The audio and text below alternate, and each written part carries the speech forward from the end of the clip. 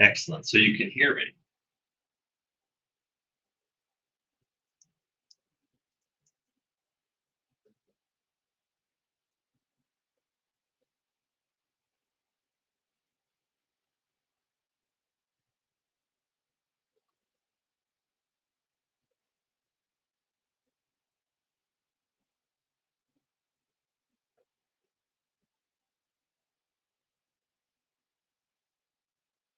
Excellent.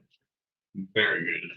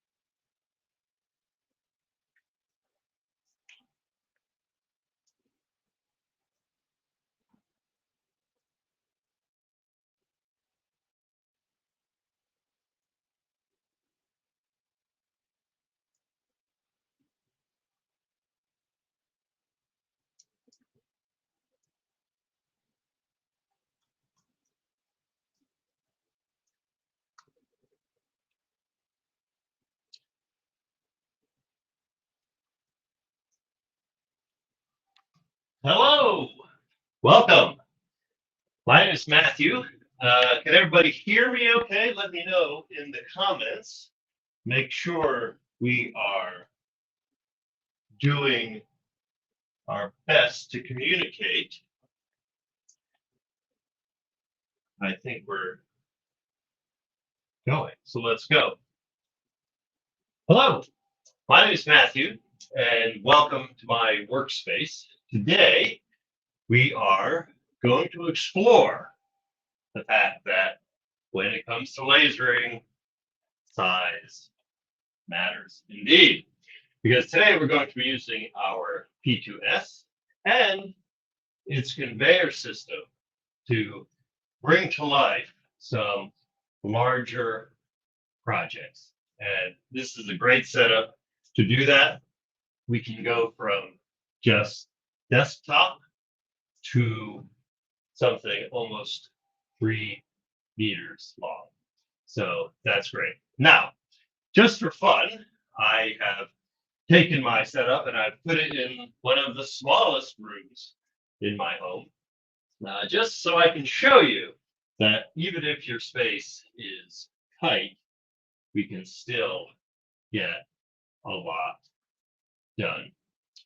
Today we're going to cover a big project. You can see it over my shoulder. We're also going to talk about tips and tricks for using the conveyor with the P2S. Then we're going to have a Q&A, and then you can always count on xTool for some big savings. So I'll share some coupons that you can use and save a bundle of money. So first, I want to talk a little bit about safety. Going to check the comments. Looks like we are all good. So first, safety.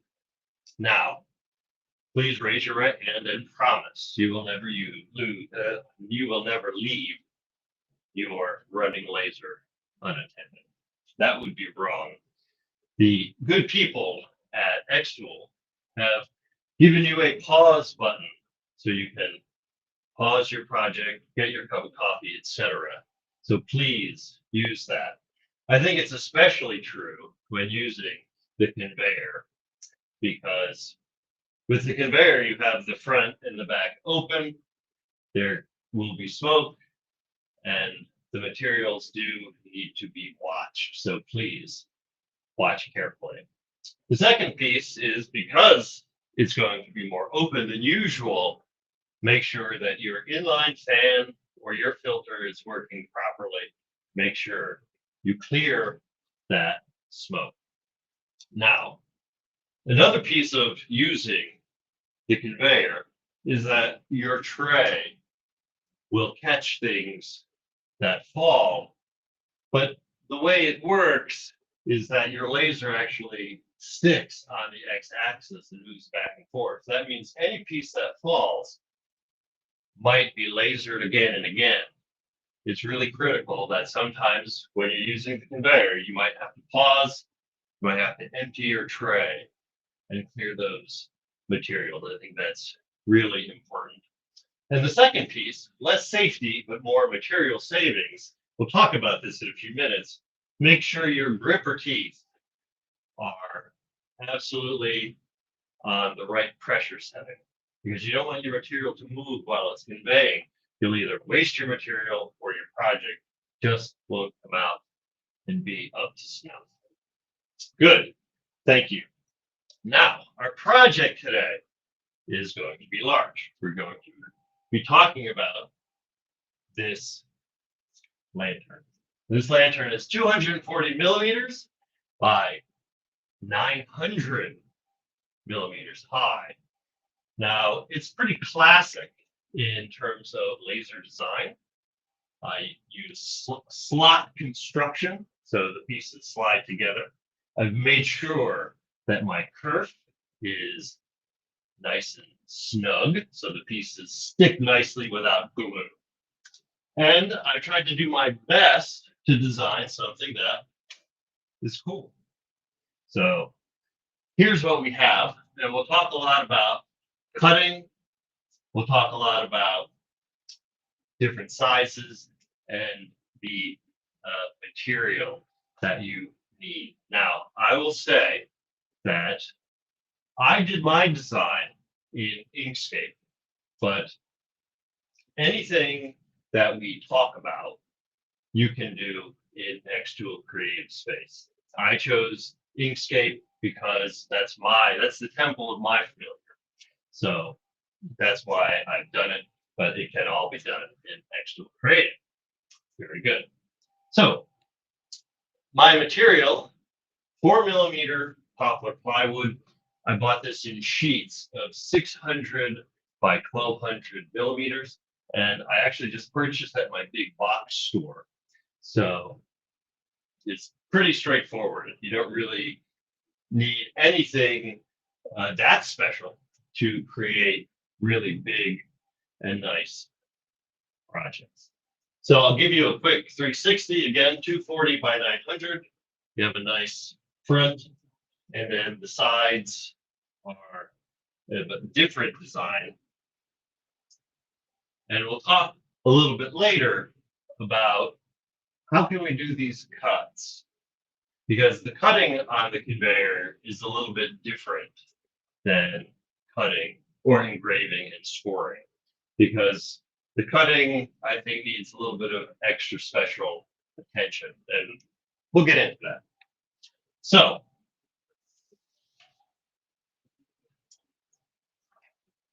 yes, so this is what we'll be doing today. Now, let's talk a little bit about our conveyor setup. People still joining, good, welcome, excellent. Conveyor setup, very straightforward. Follow the instructions that are online. Essentially, you're going to just open up the front and the back. The gripper teeth and conveyor portion, this is simply 4 screws that connect in on the inside of your laser. And then you have your rails. Now, when you're doing your setup, please make sure that you are taking into account the thickness of your material. If your material is above 8 millimeters, then you will use a slightly different setup. There's a little piece that goes in between the screws, and that helps convey thicker material. You can convey material up to 14 millimeters thick. Yeah. So keep that in mind. So I've used just the regular setup because we're using 4mm plywood, so no problem. Now the rails. You have front rails and you have back rails. The rails are very easy to construct. They slide in the front and they slide in the back. It's critical to make sure that they line up. Okay? You don't want any misalignment with the rails because you want to make sure your material is conveying as smoothly as possible, right? Now, the other piece is you want to make sure that your rails are long enough. Today, we're using a piece of wood that's about 1200 millimeters, and I have enough to make sure that in the front and in the back, it's well supported so it doesn't fall off. If you're working with something up to 3 meters, make sure you have extra rails because you don't want that to be difficult for the conveyor to move the piece, and those rollers will certainly help. You can get extra rollers from xTool. So the other piece is when I'm setting up my rollers, I always consider what I'm going to attempt to do. So for example, today we're going to be doing some cutting. And what I like to make sure is that if I'm cutting pieces, I want to make sure between the rails.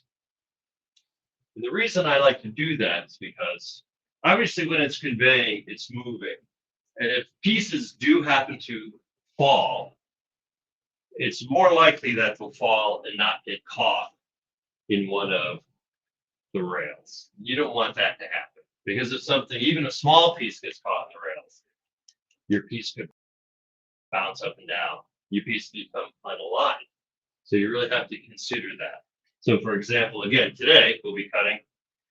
My piece of wood has enough section in the middle when I cut this 240 millimeter side that everything will be set in between the rails. Now, the other piece of this is I'm going to give you a piece of great advice, and I'll just say right now, we're going to be using tabs. And tabs are your friends when you're doing stuff with the conveyor. We'll talk about that in a little bit. So I want to cover a little bit about material. Now, when you're cutting something, for example, in our case, we're working on something that is going to be 900 millimeters, but I want a full 1200 millimeter sheet, because as this conveys through, if it comes loose at the bottom because it wasn't long enough, then your piece won't convey. It'll just get stuck, and then you'll have to start over. And you don't want to do that. I mean, even though these are large pieces that you might buy at your big box store, one thing we always have to do is be conscious of our budget. And we want to make sure. So we're going to measure twice, and we're going to cut once. Okay. So again, for my 900 millimeter piece, we're going to be using a 1200 sheet. And that's a good 20, 30 centimeters extra. And I think that's always a good base to use. So the other piece is, again, we're conveying, we're moving. We want to make sure that we have plenty of teeth holding down our piece. Now, typically, even if I'm cutting something that's 240 millimeters wide, I may choose to use a piece of wood that's actually 600 millimeters, because I want to make sure I'm using all 5 gripper teeth. And I want to make sure my pressure is absolutely correct to do that. So using a wider piece is always good to do if you can, because it keeps things nice and set. Now, just as a note, you may not know, but with the conveyor system, you can cut up to 500 millimeters wide and 3 meters long, excuse me. So if I'm using a 600 millimeter piece, that gives me plenty of extra room on the sides. Even if I'm doing a 240 millimeter wide piece, 600 is plenty, and there's still going to be wood left over that I can use. So I'm okay with that. Now, one thing that would be wonderful is that if, in our perfect world, every piece of hardwood, every piece of everything was perfectly flat, perfectly straight, perfectly wonderful to lay exactly as you want it on here.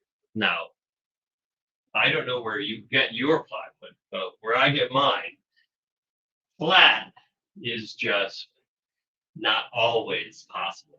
So you really have to make sure, choose the best pieces that you can, make sure your pressure settings are really dialed in. And that could take some experimenting, okay? Because, every piece is good, or every piece is different, I should say. Now, xTool is kind enough in their instructions on using the conveyor to give you lots of different examples, but not every example.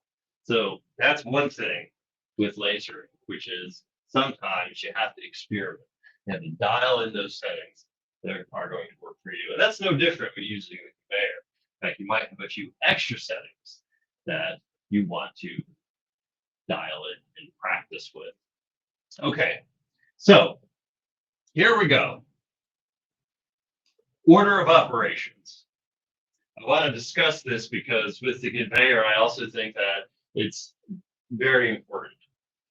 I like to engrave first. I like to score. and then I like to cut.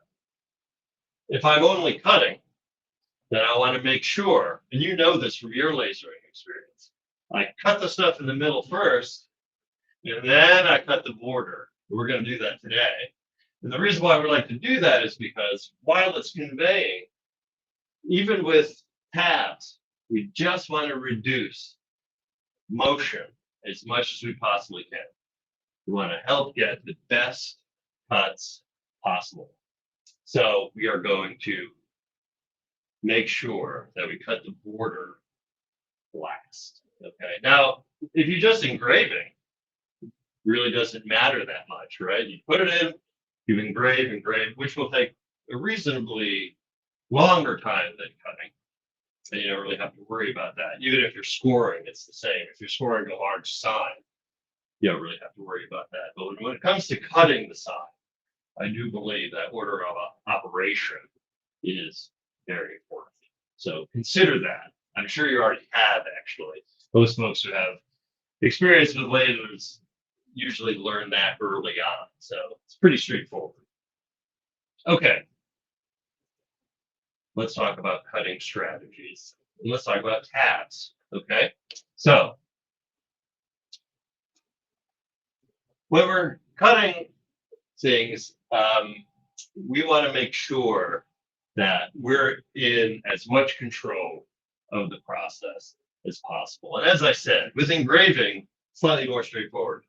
The machine conveys, the machine engraves, and that's it. Same with scoring. But with cutting, I think there's a bit more complexity, okay? And one way we can get over this complexity is with tabs. Okay, I'm going to show you the tabs when we move over to our screen sharing.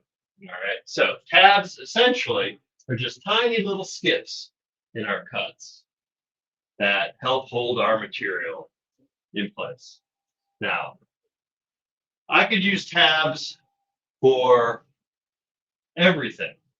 You can always use tabs on big pieces, and that would be fine. Now, tabs help, but I want you to understand some downsides of tabs as well. And some of the downsides is simply that you have to pop out all the pieces when you're done. When I cut this with tabs and all the pieces were together, we have to go back after and pop all those pieces out. And sometimes, depending on the size of your tabs, you have to do a little sanding. Okay, so there's some potential post-processing issues. Now, one thing you can also do is that you can put tabs on smaller pieces. Okay, so if you have small shortcuts, then tabs are great. You still have the post-processing issue.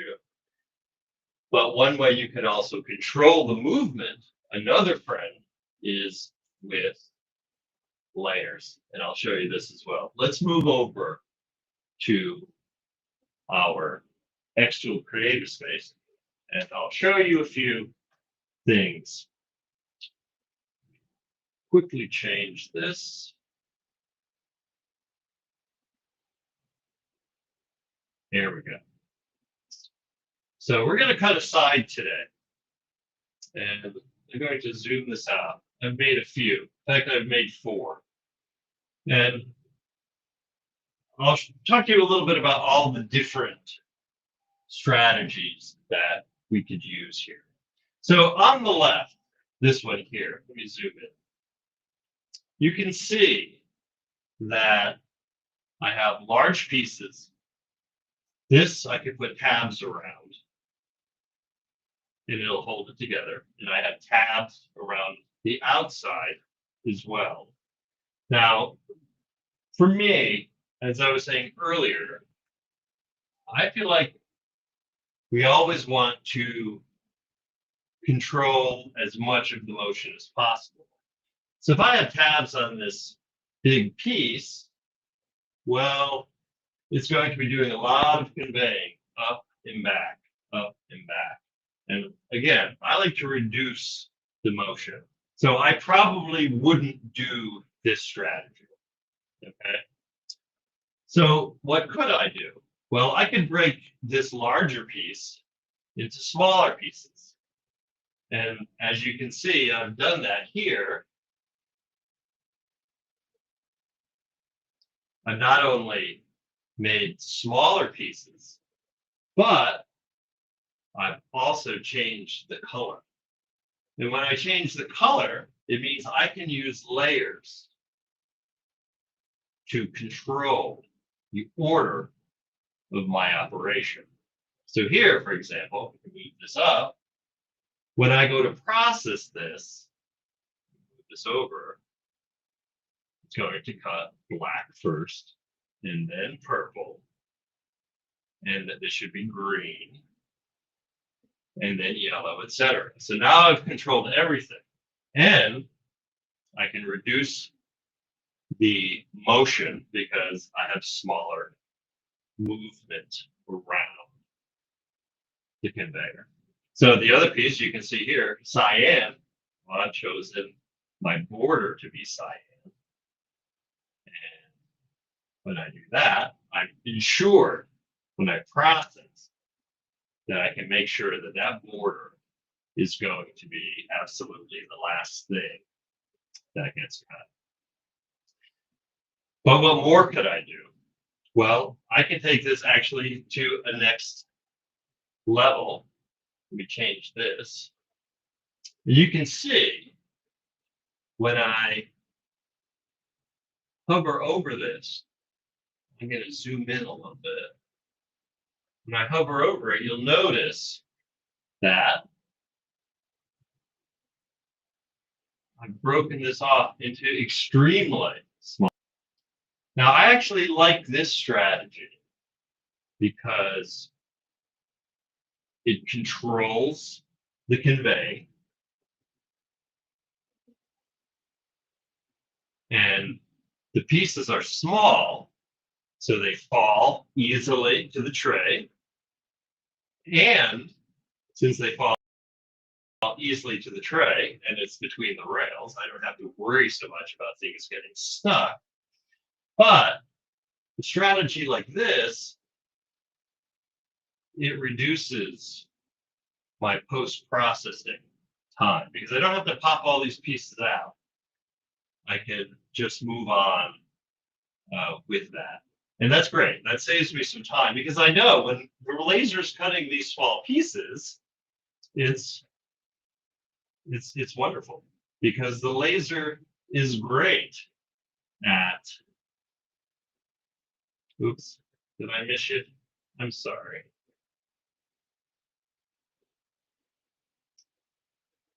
Sorry. Can you see now?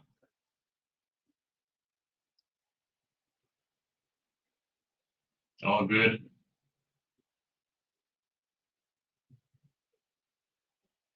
I think you can see now. The computer screen is not visible. Well, I'm sharing.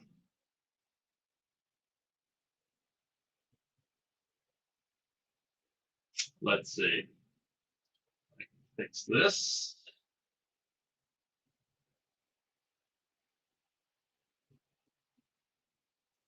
Let me just make sure everyone can see me now. Ah, yes. Okay. Sorry about that. My apologies. Let me just go and quickly review again for you. Let me zoom out. My apologies. Technology, good with lasers. So let's just go back. And I'll show you again. So here's my screen. And so here we go. This is the long piece I was telling you about. I could use tabs here and I could convey, but it's about, to me, it's about limiting the conveyor movement because that makes me much more in control of how this whole thing is going to work. And even though it's slow, I just want to make sure that my pieces stay aligned. So here, as I was saying, I could use tabs here as well for this piece. And when I zoom in, you can see I've cut the larger pieces into smaller pieces, and I've changed the color, right? So when I change the colors, it means that I can control the order in which everything gets cut. So even in this case, I could use tabs and I can control most everything. And I can slow the cutting, I can keep the cuts small, and I can use tabs. You can see again, as I was saying earlier, I have a different color for the final cut, and that's cyan. So when I process this, I get exactly everything that I want. Now, one strategy, as I was saying, I'll share this again with you, is when I work here, you can see I've taken those pieces and I've actually cut them even into smaller pieces. So now I don't need to use tabs really. I do need to keep my eye on it, but I don't need to use tabs. And these pieces will fall nicely to the tray.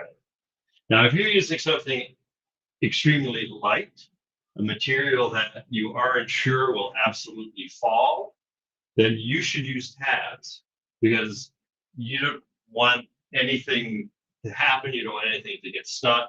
If you want your pieces to fall, you should really want your pieces to fall. So be very, very aware. So keep that in mind. Now, there's one other situation I want to talk to you about, and then we'll actually try and cut one of these pieces. It's this. Now, you can see that the design is intricate. And when I cut out these little spaces, you'll be left with a star that's rather delicate. And it's a question, do I want to use tabs everywhere? Do I want to let these pieces simply fall out? Or is there another strategy? See, in this particular case, I would absolutely use tabs everywhere, even on the smallest piece. And I'll tell you why. When your piece like this, that's delicate, is conveying, it is ultimately going to be conveyed back through those gripper teeth. And those gripper teeth are holding onto your piece of wood nice and tight. So for something delicate like this, I absolutely think that you want to use tabs because tabs will keep everything reasonably well connected and it will protect everything that you cut in all of your delicate pieces. So it's just something to be wary about. So like I said, lots of different strategies that you can use with tabs and layers to get good results for large projects. So what are we going to cut? Let's get this laser going. Okay, I'm going to cut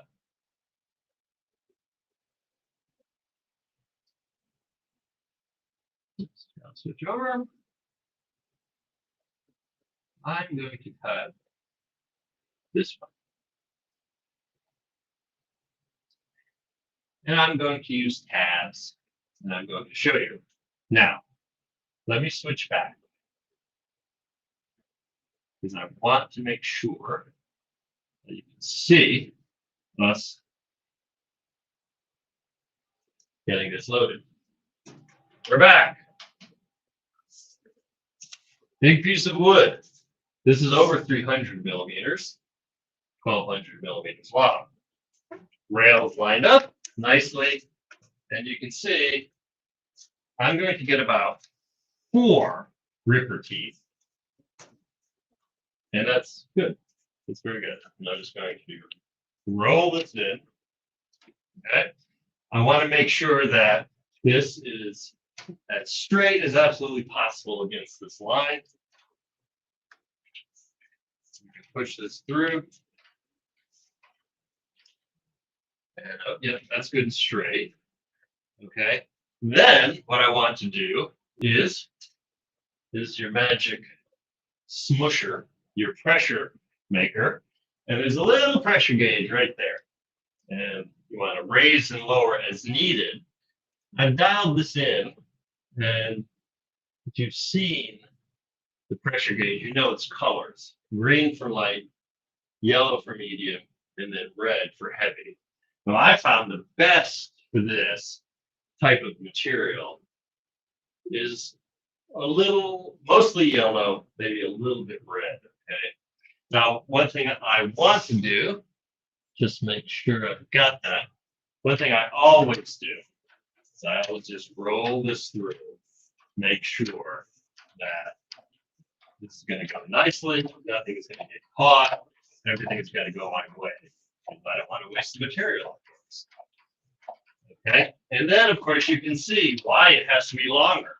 I've rolled more than 900 millimeters of my material in here. And as you can see, as it gets closer and closer, this thing gets disconnected. It's just not going to convey anywhere. And that laser is going to keep going and keep lasering. So it'll not be a great outcome. Okay, so do be mindful of that. It is very, very important. So let's roll this back. I have my inline fan ready, and I'm using one of xTool's inline fans. I right out the window. That works best for me in my small room. Good. So we have this loaded. We're going to close this. This is going to engage. And it's going to be tight. Yeah. If you want to move it, you just open it. And when you don't, close it. Now it's engaged. Good. Let's switch back to the screen so we can see how the creative space now handles this. Yeah. I promise to share the screen correctly. Yes. Are we good? I think we're good. Okay. So let's zoom in.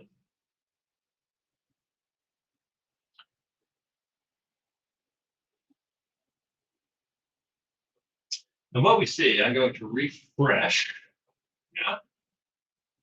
We're going to see the board come up. Aha. Yes. Excellent. So you see that our board right on the edge of that gray box. And that's exactly what we want. Because if you start your board up here, your engraving is still going to convey into it, and you'll miss some of your board, right? So when I set my design, I want to make sure it's just about to the tip. When I do that, I'm ensured that it's all going to be good, and that I won't miss out on using the top of that board. If you put your thing up here, your design up there, then all this part, it's not going to be cut. It's actually going to start where that line is, so that gray box. So you want to make sure that it works. So I also want to make sure you can just see where the rails are. I want to make sure that my cutting is between the rails. That's my strategy. Okay. Excellent. Then I'm going to cut. And I have set power for this because I've practiced what I want to do. My speed is going to be 30. My power is going to be 80.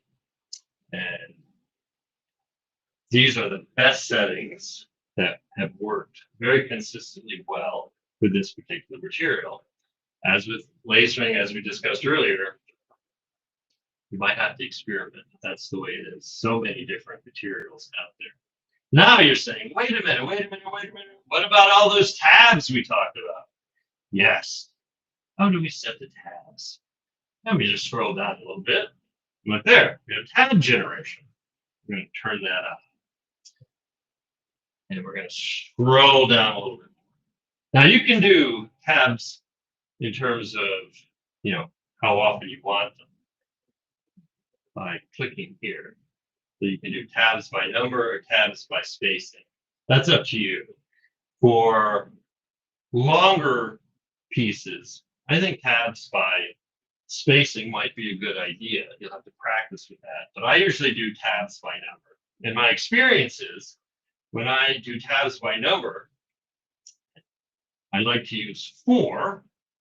And what that means is that there'll be 4 tabs for each piece. And that's plenty. To make my life a little bit easier, I can adjust the tab size. So when the laser is going to go and go and go, it's going to skip a little bit, make that tab and keep going. You've all seen this before. You are all familiar with tabs if you have any experience with lasering. I like 0.5 millimeter. I don't think you need that much.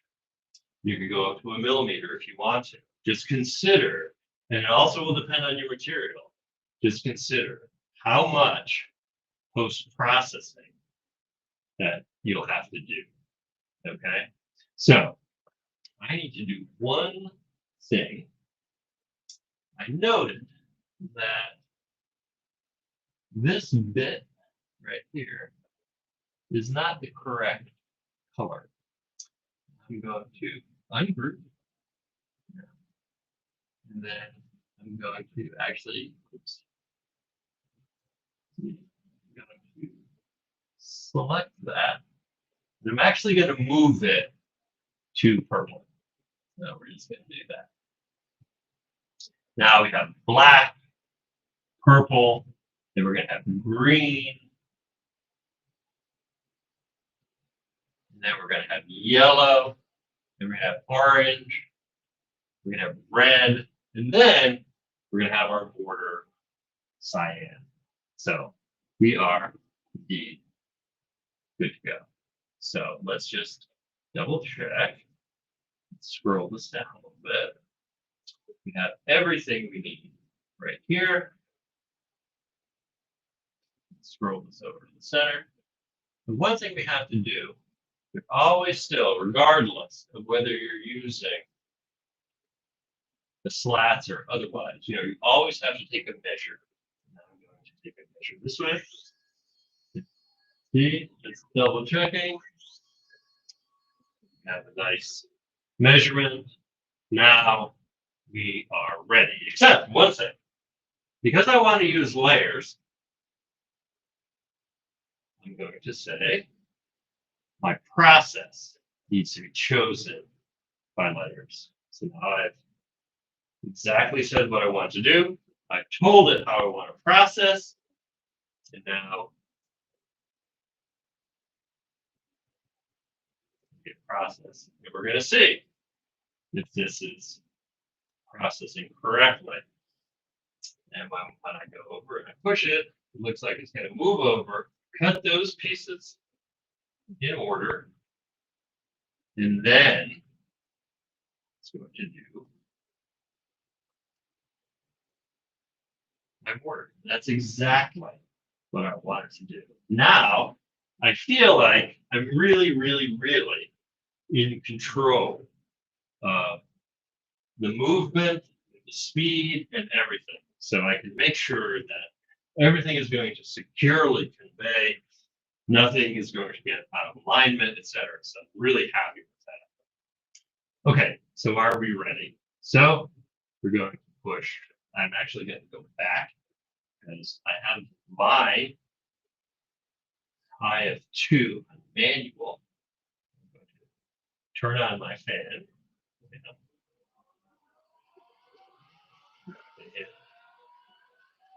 Process. Okay. Start. We're ready. Let me switch back. Okay, we're back. You're back. And then the beautiful blue light is going, and we're going to see this guy. Take the name and it's starting to cut, cutting piece by piece. Very nice. Let me see if I can help you see.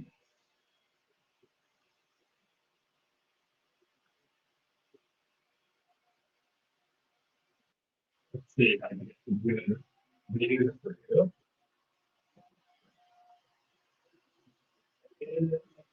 Okay, and do that. You can see the laser cutting.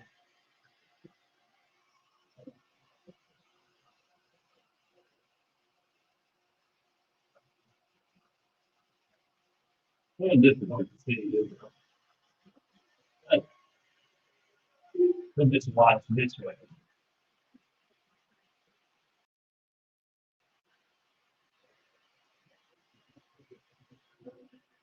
See, it's conveyed through. Okay, starting to cut into really low pieces. You can see. So yeah, you can see everything is nicely connected because of the tabs. That's working well. I did exactly how I wanted it to go in terms of order. Now, cutting the longer pieces. Right, cutting the border last. We did the internal. Now we're doing the external. Okay, we're going to get this border going nicely. And come to about here. You'll have plenty of material. Same you can see. A little smoky. Fine. Make sure you have that fan or filter going. Around, over, yes, good. Moving across, always keeping an eye on what's happening.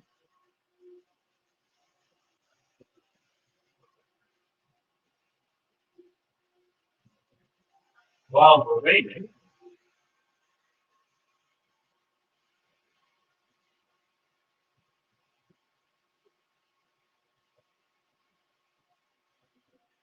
something for your pleasure. Very nice. Coupon indeed for your laser needs. Thank you to xTool for putting that up for our presentation today. Really appreciate it. Always have help with your budget. And here's another, a couple of different accounts today. I'll show these together. Those who are interested in larger purchases can certainly save more. It's good. It's almost through. It's really quick.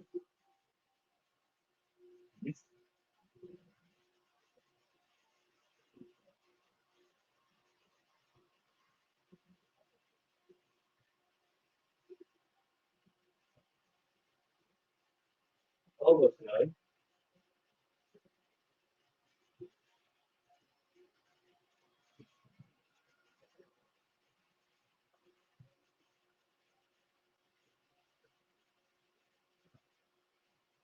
There we go. And the last piece. Yeah, there we go. So we'll let the fan run a minute.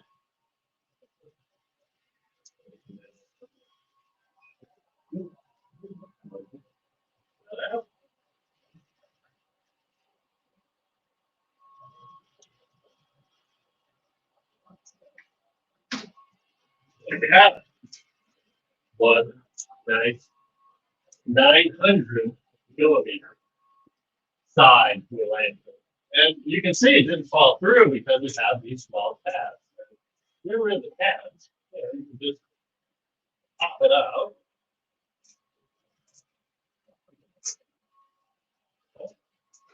The same goes with these little pieces.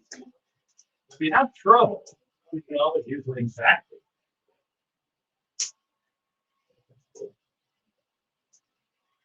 There you go. These pieces, like I said, when you use tabs, there's a little extra process that has to be done. So just turn up my fan. It's completely quiet it down a little bit. There we go. And we're back. Okay, excellent. Want to see back up on that again? So now we have this great piece and have all the slots and the kerf is adjusted. You know about kerf, right? The thickness of the laser, meaning that, you know, if you cut an inch by inch square right on the line, your box will actually be a little bit less than an inch by inch because laser beam has some thickness. So you can always adjust for that. And when you're doing slots and when you're doing joints, you can adjust the curve in your design to make sure you have nice, tight fits. So consider that design. Yeah, this is great. Done. Fantastic. I have this wonderful lantern, but that's not what laser people do.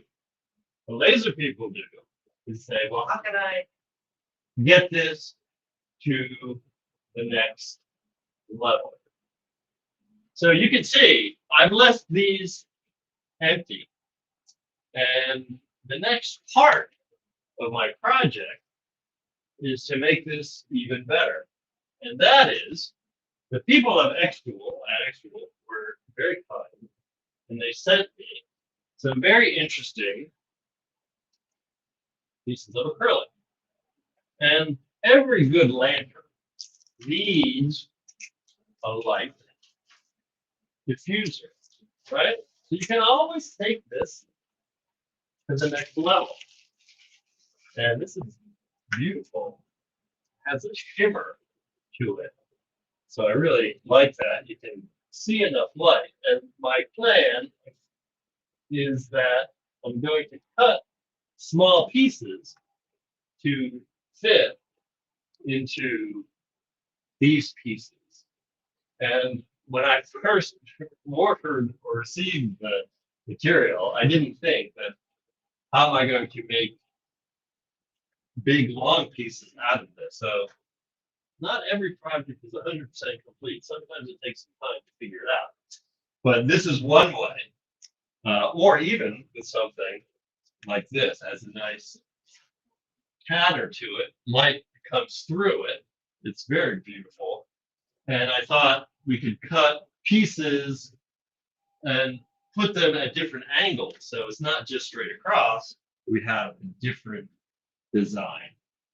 And I challenge you, when you're designing any project, make sure that you take it to the next step and finish. It's great when you have a lantern, but it's better when your lantern has a top. It's great when you have a lantern with a top, but it's even better when you have beautiful materials diffusing the light from it, et cetera, until you are absolutely, positively satisfied. That's important. So that's where we are.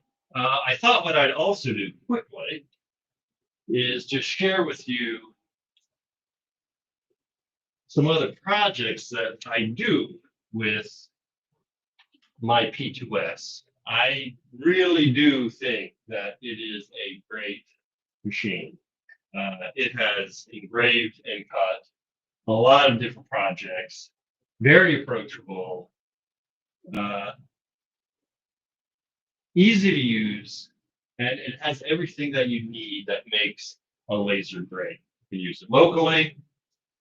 The optics are great. Really good piece of kit. With the conveyor, that just takes it to another level. Another great piece of kit. You know, in the old days, I've been lasering for, I don't know, 70 years. When I first got my first desktop laser, there was no they didn't have conveyors, so we did 500 by 300 projects. That's all we can do. This now does 600 by 300, and with the conveyor, wow, now we're at 500 by 3 meters. Fantastic. The things you can do, it seems like the sky really is the limit. So it's great. And then of course you can take it even further because, well, you have the rotary piece as well. So you can do all kinds of fun things with that. So a few projects I've done with it so you can get an idea. You can do wonderful notebooks. This was just done with regular settings on slats. Other big engraves, always engraved dumplings, my friends. Everybody loves an engraved dumpling. We have smaller,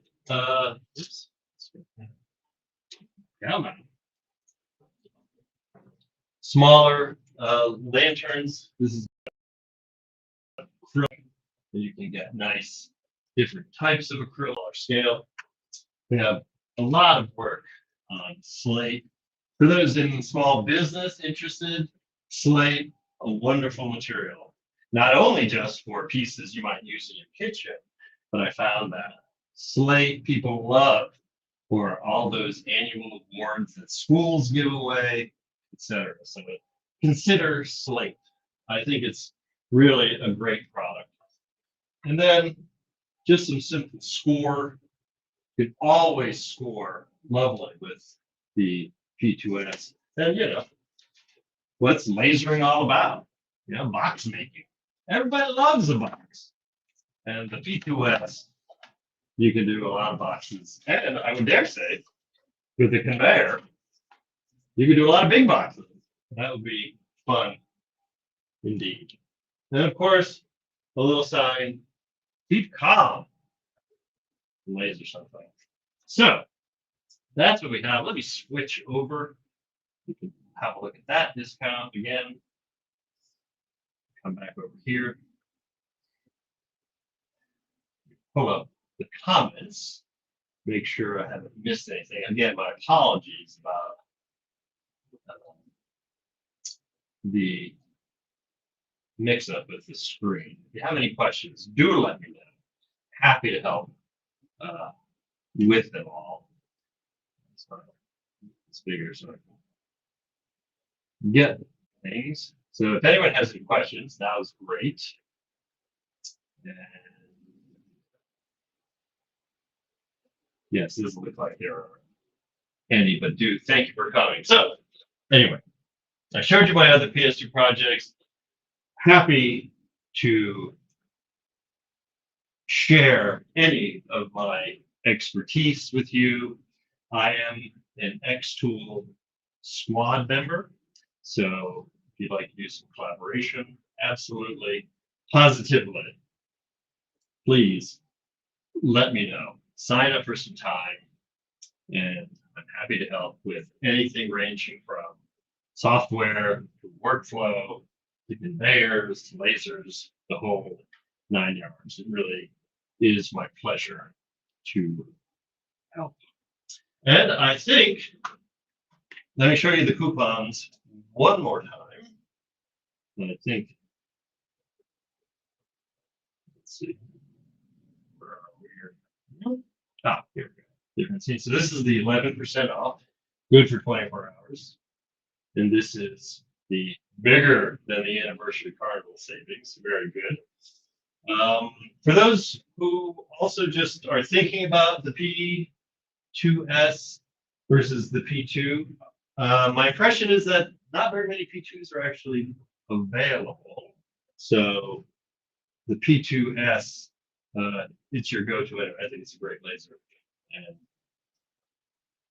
you'll be very, very satisfied. I'll give you another second or two. If you have any questions, happy to help. If not,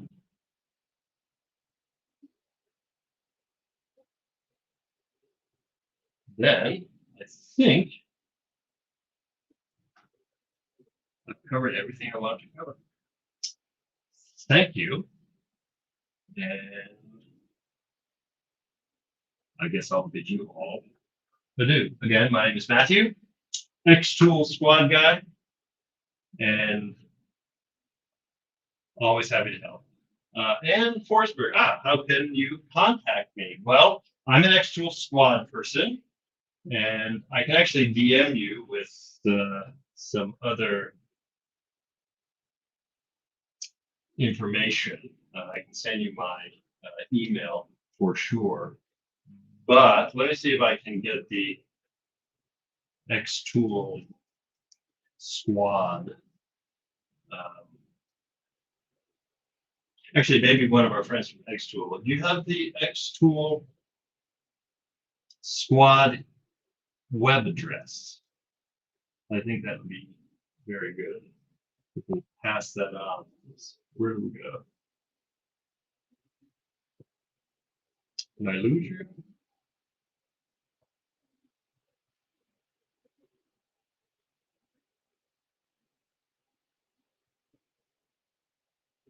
I'm not sure if I lost you or not. Nope, didn't lose you. Okay, woo! Close. There we go. There you are. So if you search for me in Switzerland, actually, that's how you can get in touch with me. I'm happy to DM you also. If you'd like. Let me know if you'd like me to, and I can do that. Okay. Well, that being said, one more quick look at coupons, and I bid you a wonderful day. Thank you for coming, and I hope to see you again soon. Bye for now.